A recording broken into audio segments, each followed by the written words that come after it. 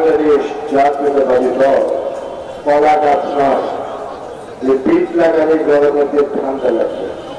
সেই যে দল বাংলাদেশ জাতীয়তাবাদী দল, এই দল মহান মুক্তিযুদ্ধে শহীদ জিয়াউর পাকিস্তানি হানাদার বাহিনীর বিরুদ্ধে হাতিয়ার তুলে নিয়ে পাকিস্তানি হানাদার বাহিনীকে পরাজিত করে বাংলাদেশের লাল সবুজের পতাকা শহীদ জিয়াউর আমরা অর্জন করেছি।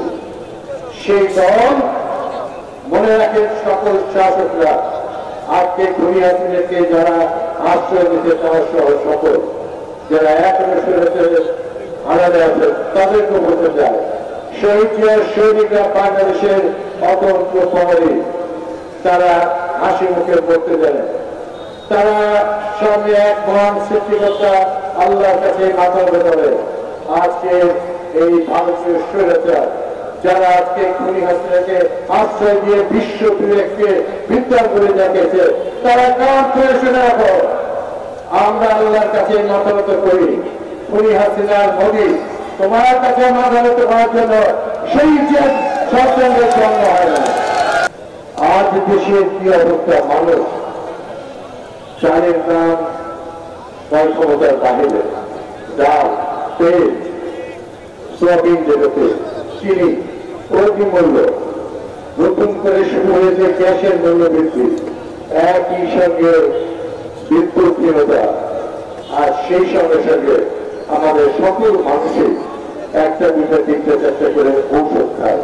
ওষুধ যেন নাগালের বাহিরে, যারা দুইটি ওষুধ খেত তারা এখন একটাও খেতে পারছে না, সবকিছু করে ক্ষমতার বাইরে চলে গেছে। আপনি সজাগ হন, আপনার জনপ্রিয়তা এখন কোন জায়গায় আছে, নিজেকে একটা আয়নায় দেবেন।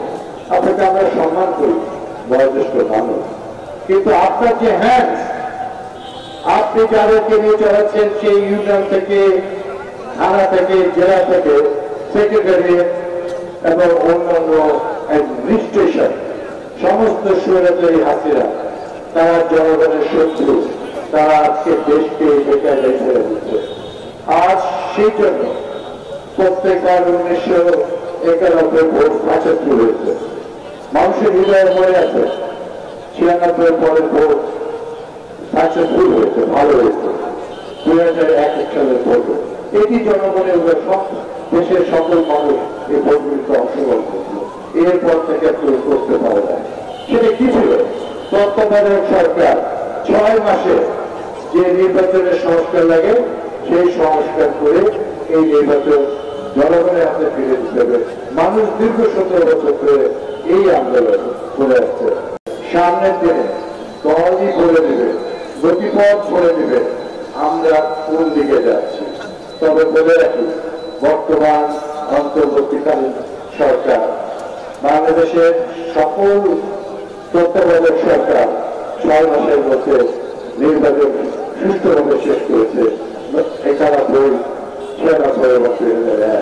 আপনারা সেই পথে হাঁটুন, তা না হবে কোন বিপর্যয় যদি হয় তার দায় দায়িত্ব বর্তমান এই অন্তর্বর্তীকালীন সরকার। আমি এখনই অন্যকে বলতে চাই না, কিন্তু জনগণের মুখ থেকে কিন্তু অনেক কথা বের হয়েছে। ভিডিওটি ভালো লাগলে পরবর্তী ভিডিও নোটিফিকেশন পেতে চ্যানেলটি সাবস্ক্রাইব করে পাশে থাকা বেল বাটনটি অন করে রাখুন।